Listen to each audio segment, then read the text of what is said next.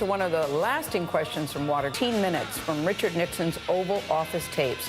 We'll hear from two investigators in a moment, but first, the Nixon Presidential Library has released the final 340 hours of those tapes. They were recorded more than a year before the Watergate scandal forced Nixon out of office. Bill Plant is outside the Watergate complex in Washington, where it all began years ago. Bill, morning to you. Morning, Gail. Morning, Charlie. You know, it was in June of 1972 that burglars entered the offices of the Democratic National Committee, broke in. The job was eventually traced to the White House. The final release of the tapes of President Nixon's phone calls and conversations shows him consumed by the scandal. The new tapes from the spring of 1973 show an embattled president preoccupied by the Watergate scandal. In daily conversations with aides, he would strategize a way forward, and the tapes capture his frustration. I'm never going to discuss this son of a Watergate thing again. Never, never, never, never. His national security advisor, Henry Kissinger, assured him that no one would remember. You have saved this country, Mr. President. No one will know what Watergate means. But the world does know from hundreds of hours of recordings.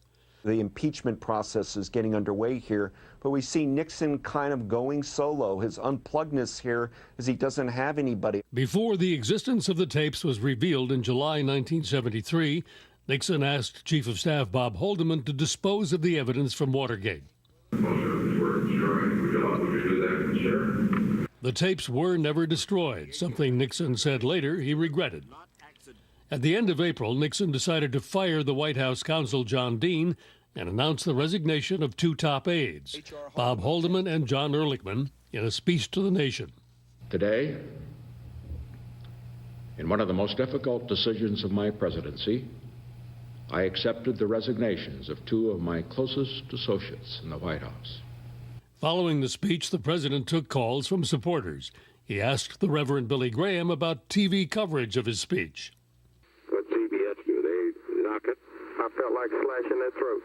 Two future presidents also called. Then Republican Party Chairman George H.W. Bush. I really was proud of you, and my golly, I know it was tough. And California Governor Ronald Reagan. We're still behind you out here, and I wanted you to know that you're in our prayers. How nice of you to say that. This too shall pass. Everything passes. Thank you. But of course, Watergate didn't pass. And several years later, in a long interview with David Frost, Nixon said that he wished he had ordered them to carry out the destruction of the tapes. He also told the speechwriter of that April address to add a paragraph saying that he, the president, might have to resign. He didn't say it that night, but it happened 16 months later in August of 1974. Gail, Charlie.